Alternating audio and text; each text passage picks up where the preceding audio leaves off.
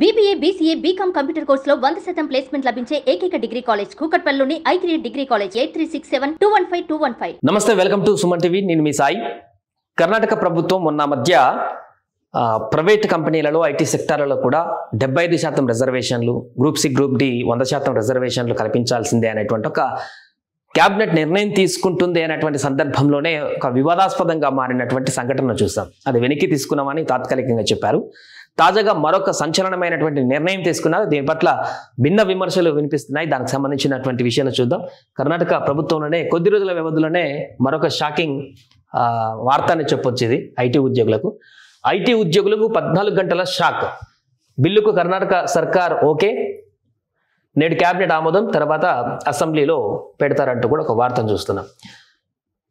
Karnataka private IT కంపెనీలు పరిశ్రమలలో స్థానికులకు 50% నుంచి 100% ఉద్యోగాలు ఇవ్వాలంటూ బిల్లు తెచ్చిన సిద్ధరామయ్య నేతృత్వంలోని కాంగ్రెస్ ప్రభుత్వం మరో వివాదాస్పద నిర్ణయం తీసుకుంది. ఐటీ ఉద్యోగులకు పని గంటలను 14 గంటలకు పెంచేందుకు సిద్ధమైంది. దేశంలో అత్యధిక ఐటీ సంస్థలు, వాటి అనుబంధ కంపెనీలు బెంగళూరు, మైసూరు నగరాల్లోనే ఉన్న సంగతి తెలిసిందే. 14 పని గంటల ప్రతిపాదనను ఐటీ కంపెనీలు ఇటీవల ప్రభుత్వానికి పంపాయి. సిద్ధు సర్కార్ మరో ఆలోచన లేకుండానే వాటి అమలుకు సిద్ధమైంది.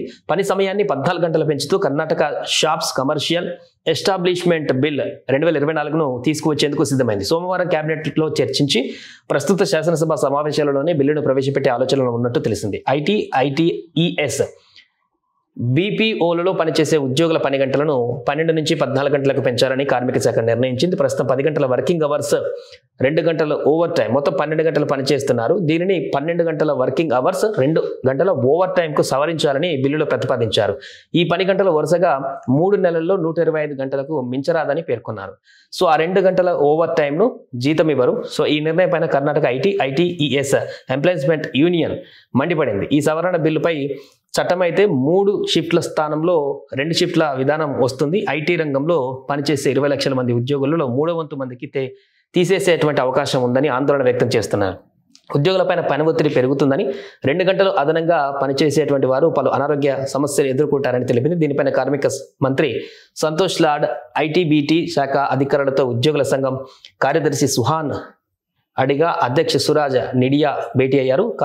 కార్మికుడి వ్యక్తిగత జీవితాన్ని హరించే ప్రాథమిక హక్కులను కాలరాసే నిబంధనలను తెస్తున్నారని మండిపడ్డారు. మంత్రి లార్డ్ స్పందిస్తూ నిర్ణయం తీసుకునే ముందు మరోసారి చర్చిస్తామని తెలిపారు. ఐటీ దిగ్గజం ఇన్ఫోసిస్ వ్యవస్థాపకులు నారాయణమూర్తి కొన్ని నెలల కిందట వారానికి 70 గంటలు పనిచేస్తే దేశ ఆర్థిక ప్రగతి వేగవంతం అవుతుందని, పలు దేశాల్లో ఇదే అమలు అవుతుందని వ్యాఖ్యానించిన సంగతి తెలిసిందే. సో దీనికి సంబంధించి సర్వేలు ఏం చెప్తున్నాయంటే, సుదీర్ఘకాలం పనిచేసే ఐటీ ఉద్యోగులలో 45% మంది మానసిక సమస్యలు ఎదుర్కొంటున్నారని, ఒత్తిళ్లకు లోనవుతున్నారని Karnataka chamber of commerce industries తో పాటు ప్రపంచ ఆరోగ్య సంస్థ సహా పలు సంస్థలు చేసిన సర్వేలు తేల్చాయి. 55% మంది శారీరక సమస్యలు ఎదుర్కొనే పరిస్థితి ఉంటుందని వెల్లడైంది. వీరిలో 35% మంది బ్రెయిన్ స్ట్రోక్, 17% మంది గుండె జబ్బుల బారిన పడతారని కూడా వెల్లడించింది. సో ఇప్పుడున్నటువంటి పరిస్థితికి ఐటీ ఉద్యోగాలు చేస్తున్నటువంటి ఐటీ ఉద్యోగులు చాలా మంది ప్రెజర్గా ఫీల్ అవుతూ మానసిక ఒత్తిడి తట్టుకోలేక అనేక వ్యసనాలకు లోనవ్వడము, లేదంటే దాని నుంచి బయటపడడానికి వీకెండ్స్ వస్తే ఎక్కడికైనా ప్రదేశాలకు వెళ్ళడం, ఇలా నానా తంటాలు పడుతుంటారు. వాళ్ళు ఉన్నటువంటి ఆ 5-6 డేస్లో చేసేటువంటి పని ఒత్తిడి భరించలేక. అలాంటిది ఇప్పుడు అది కాస్త 12 కాస్త 14 గంటలు చేస్తే ఆ మానసిక ఒత్తిడి మరింత పెరిగేటువంటి అవకాశం ఉంటుంది. బ్రెయిన్ పైన మరింత ఒత్తిడి పెరిగేటువంటి అవకాశం ఉంటుంది. దాని ద్వారా సర్వేలు చెప్తున్న దాని ప్రకారం మానసిక సమస్యలు కూడా పెరిగేటువంటి అవకాశం ఉంటుంది. ఇంకొక అంశం ఏంటంటే, ప్రధానంగా ఉపాధి. చాలా మంది ఉద్యోగులకు ఉపాధి కూడా కోల్పోయేటువంటి ప్రమాదం కనిపిస్తుంది. సో 14 గంటలు డైలీ ఒక వ్యక్తి పని చేయాలని అనుకుంటే మొత్తం 3 షిఫ్ట్లు ఉంటాయి. A shift, B shift, C shift అని ప్రతి కంపెనీలో ఉంటాయి. సో అలాంటప్పుడు 14 గంటలు ఒక మనిషిని చేయించుకోవాలనుకుంటే మార్నింగ్ 6 నుంచి ఈవినింగ్ నైట్ 8 వరకు కూడా ఒకటే షిఫ్ట్ కంప్లీట్ చేసి, నైట్ 8 నుంచి మరలా మార్నింగ్ వరకు కూడా రెండు షిఫ్ట్లతో మాత్రమే, లేదా సాయంత్రం 6 గంటల నుంచి ఉదయం 8 గంటల వరకు ఇంకో షిఫ్ట్ తోటి కంటిన్యూ చేసేటువంటి అవకాశం ఉంటుంది. సో దాంతో 3 షిఫ్ట్ల విధానంలో పూర్తిగా ఒక షిఫ్ట్ గల్లంత అవుతుంది. ఆ షిఫ్ట్లో పనిచేసేటువంటి లక్షల సంఖ్యలో ఉద్యోగాలన్నీ కూడా ఇప్పుడు గల్లంత అయ్యేటువంటి అవకాశం ఉంటుంది. వాళ్ళందరికీ కూడా రోడ్డున పడేటువంటి అవకాశం ఉంటుంది. సో చూడాలి, కర్ణాటక ప్రభుత్వం తీసుకున్నటువంటి ఈ నిర్ణయం పట్ల ఇప్పటికే ఉద్యోగ సంఘాలు తీవ్ర ఆందోళన వ్యక్తం చేస్తూ ఆగ్రహాన్ని వ్యక్తం చేస్తున్నాయి.